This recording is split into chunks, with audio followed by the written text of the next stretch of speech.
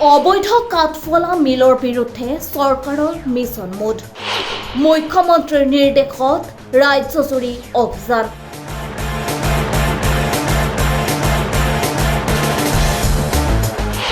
DFO range অফিচাৰক কঠোৰ সকিয়নি অবৈধ মিল চলিলে জগৰীয়া হ'ব বন বিষয়া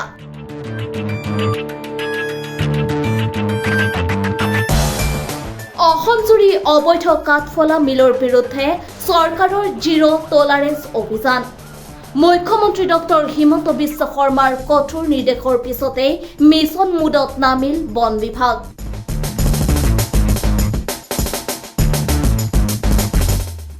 অবৈধ মিল চলি থাকিলে কেৱল ব্যৱসায়ী নহয় এইবাৰ জগৰীয়া হ'ব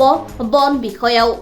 স্পষ্ট সকিয়নি বন আৰু পৰিৱেশ মন্ত্ৰী জয়ন্ত মল্ল বৰুৱাৰ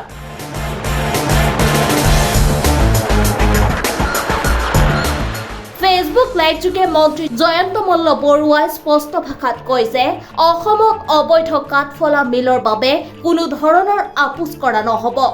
ৰাজ্যৰ প্ৰতিগৰাকী ডিএফঅ ৰেঞ্জ অফিচাৰ আৰু সংশ্লিষ্ট বিষয়াক অবিলম্বে অবৈধ মিল জব্দ কৰি বন্ধ কৰাৰ নিৰ্দেশ দিয়া হৈছে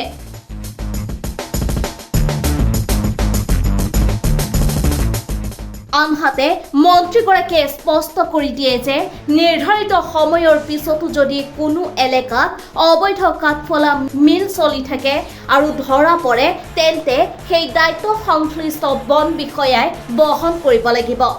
বিভাগীয় শাস্তিমূলক ব্যৱস্থা অনিবাৰ্য হ'ব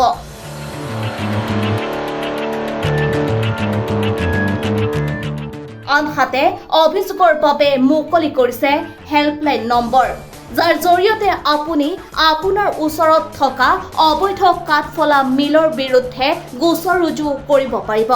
চৰকাৰে কেৱল অবৈধ মিলেই নহয় বৈধ মিলসমূহৰ টিপি জিএছটি ইউএ বিল আদি সকলো নথি পত্ৰ কঠোৰভাৱে পৰীক্ষা কৰাৰো সিদ্ধান্ত লৈছে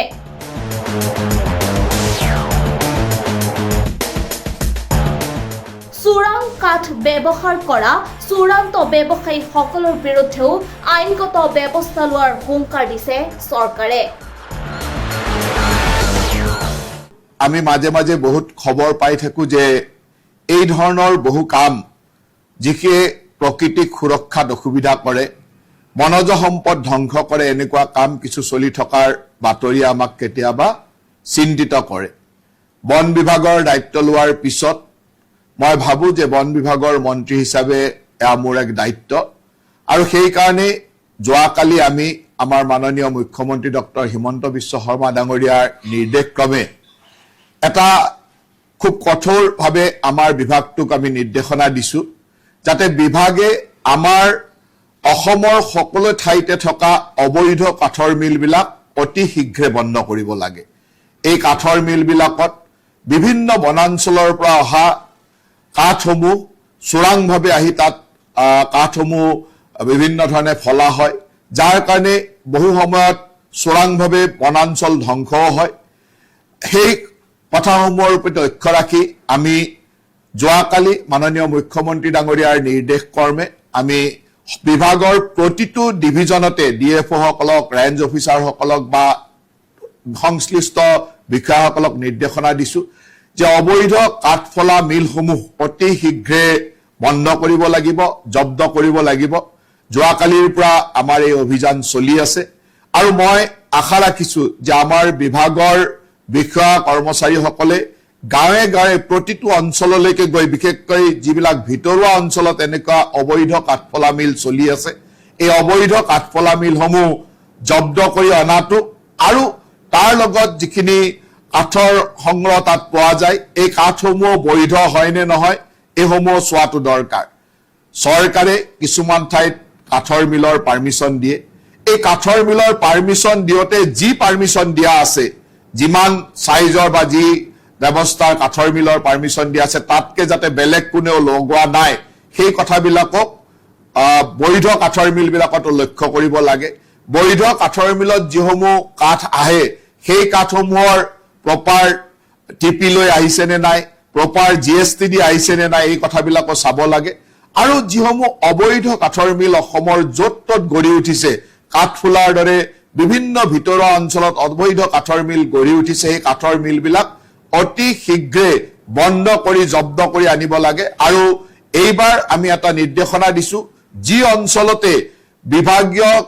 আমাৰ বিষয়াসকলে এই মিল জব্দ কৰি নানিব, তাৰ পিছত যদি সেই অঞ্চলত মিল আমাৰ দৃষ্টিগোচৰ হয়, তেতিয়াহ'লে সেই বিষয়াজন বা সেই অঞ্চলৰ সংশ্লিষ্ট বিষয়াজন তাৰ কাৰণে দোষাযুক্ত হ'ব আৰু তেওঁৰ ওপৰত আমি বিভাগীয়ভাৱে ব্যৱস্থা ল'ম। আমি সকলো বিভাগীয় DFO ৰেঞ্জ অফিচাৰসকলক নিৰ্দেশনা দিছো যে আপোনালোকে আপোনালোকৰ অঞ্চলত থকা অবৈধ কাঠফলা মিলসমূহ অতি শীঘ্ৰে বন্ধ কৰক আৰু আপোনালোকে নিজে সেই অঞ্চলসমূহলৈকে গৈ অবৈধ কাঠফলা মিলবিলাক চিজ কৰি লৈ আহক। তাত থকা অবৈধ কাঠসমূহ চিজ কৰি আনি তাৰ সম্পূৰ্ণ ফটোগ্ৰাফ, তাৰ জিঅ' টেগিং ফটোগ্ৰাফ আমালৈ পঠাই থাকক। ইতিমধ্যে বহুখিনি ফটো আহিছে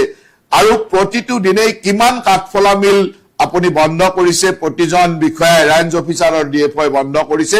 ৰেঞ্জ ৱাইজ ডিভিজন ৱাইজ তথ্য আমাক দি থাকিব লাগিব আৰু 100% অবৈধ কাঠফলা মিল বন্ধ হ'ব লাগিব। যিসমূহ বৈধ মিল আছে তাতেও বৈধভাৱে স্বীকৃত মেচিন আছে নে নাই, তাতকৈ কিবা বেলেগ মেচিন লগাইছে নে নাই, অতিৰিক্ত মেচিন লগাইছে নে নাই, লগাইছে নেকি, বা তাত যিসমূহ কাঠ আনিছে সেই কাঠসমূহৰ প্ৰপাৰ টিপি আছে নে নাই, প্ৰপাৰ UA বিলেৰে তেওঁলোকে GST পেইড কৰি আহিছিল নে নাই, সেই কাঠসমূহ চেক কৰিব লাগে। আৰু এই কামটো মিছন মোডত যোৱাকালিৰ পৰা আমি আৰম্ভ কৰিবলৈ নিৰ্দেশনা দিছিলো আৰু ইতিমধ্যে আমাৰ বিভিন্ন বিষয়াই এই কামটো কৰি আছে। কিন্তু মোৰ বিভাগৰ ওপৰত বিশ্বাস আছে যে 100% কাঠৰ অবৈধ কাঠফলা মিল যাতে বন্ধ কৰিব পাৰে, তাৰ কাৰণে আপোনালোকে কাম কৰক। আৰু যি বিষয়াই এই কামটো সঠিকভাৱে নকৰিব আৰু যি অঞ্চলতে ভৱিষ্যতে এনেকুৱা ধৰণৰ অবৈধ কাঠফলা মিল পোৱা যাব, সেই অঞ্চলৰ সংশ্লিষ্ট বিষয়াজন তাৰ কাৰণে দোষযুক্ত হ'ব আৰু তেওঁক আমি ব্যৱস্থা গ্ৰহণ কৰিম। যদি তেওঁৰ অঞ্চলত সেই ৰেঞ্জত যদি কাঠফলা মিল চলি থাকে, সেই ডিভিজনত যদি কাঠফলা মিল চলি থাকে, তেতিয়াহ'লে তাৰ সংশ্লিষ্ট ৰেঞ্জ অফিচাৰজন, সংশ্লিষ্ট DFO জন তাৰ কাৰণে দোষত পৰিব আৰু তেওঁৰ ওপৰত আমি বিভাগীয়ভাৱে ব্যৱস্থা ল'ম। গতিকে মই আশা ৰাখো যে এইকেইটা দিনৰ ভিতৰত, অহা এসপ্তাহৰ ভিতৰত যাতে সম্পূৰ্ণ অসমৰ অবৈধ কাঠফলা মিলসমূহ বন্ধ হয়, তাক আমি বিভাগে নিশ্চিত কৰিবৰ কাৰণে আমি উচ্চপদস্থ বিষয়াসকলক নিৰ্দেশনা দিছো আৰু সকলো দিশ তন্নকৈ চোৱাৰ কাৰণে আহ্বান জনাইছো। কাৰণ আমাৰ ওচৰত এনেকুৱা ধৰণৰ খবৰো আছে যে গোৱালপাৰাৰ পৰা কাঠ কাটি ব্ৰহ্মপুত্ৰৰে পাৰ হৈ যায় আৰু এনেকুৱা ভিতৰুৱা অঞ্চলত, বিশেষকৈ বাগবৰ ইত্যাদিৰ বহুত ভিতৰুৱা অঞ্চলত অজস্ৰ এনেকুৱা কাঠফলা মিল সৃষ্টি হৈছে যিয়ে এই ধৰণৰ বন ধ্বংস কামত ব্যৱহৃত হয়। গতিকে বনাঞ্চল আমি ধ্বংস কৰিব দিব নোৱাৰো। অসমৰ বনাঞ্চল ৰক্ষা কৰাটো আমাৰ দায়িত্ব আৰু আমাৰ সংশ্লিষ্ট বিষয়াসকলে এই কথাটোত অত্যন্ত গুৰুত্ব সহকাৰে চাব আৰু যিয়ে ইয়াত গুৰুত্ব নিদিব, বিভাগটো তেওঁলোকৰ ওপৰত যথেষ্ট কঠোৰ হ'ব। গতিকে মই এই ফেচবুক লাইভৰ জৰিয়তে সকলো বিভাগীয় বিষয়া, সংশ্লিষ্ট বিষয়াসকলক এই যে আমাৰ বিভাগৰ পৰা নিৰ্দেশনা গৈছে, এই নিৰ্দেশনাটো আপোনালোকক ইয়াৰ পৰাই আৰু সফলভাৱে কৰিবৰ কাৰণে আৰু খুব সুন্দৰভাৱে কৰিবৰ কাৰণে আহ্বান জনাইছো। তাৰ লগে লগে আমি অসমৰ ৰাইজকো এই ক্ষেত্ৰত সচেতন হ'বৰ কাৰণে আহ্বান জনাইছো। অসমৰ ৰাইজে যোৱা সময়ত বিভিন্ন সময়ত মোক বিভিন্ন ধৰণে তথ্য দি আছিল, ক'ত কেনেকুৱা কাঠফলা মিল চলি আছে, ক'ত কেনেকুৱা ধৰণৰ মিল আছে, ফটো ইত্যাদি দি আছিলে। মই অসমৰ ৰাইজলৈ আহ্বান জনাইছো, য'তে আপোনালোকৰ ঘৰৰ ওচৰত এনেকুৱা অবৈধ কাঠফলা মিল থকা বুলি গম পায়, তৎক্ষণাত আমালৈকে আপোনালোকে সেই বাৰ্তা দিব পাৰিব। মোৰ অফিচৰ ইমেইলত, মোৰ অফিচৰ নাম্বাৰত, বিশেষভাৱে এটা বিশেষ নাম্বাৰ মই আপোনালোকক কৈ দিছো। সেই নাম্বাৰটো হ'ল 9435204444। এই নাম্বাৰটো হ'ল 9435204444। এই নাম্বাৰটোত আপোনালোকে এনেকুৱা ধৰণৰ অবৈধ কাঠফলা মিল যদি কৰবাত চলি আছে, তাৰ ফটো, তাৰ তথ্য আপোনালোকে পঠাই দিব।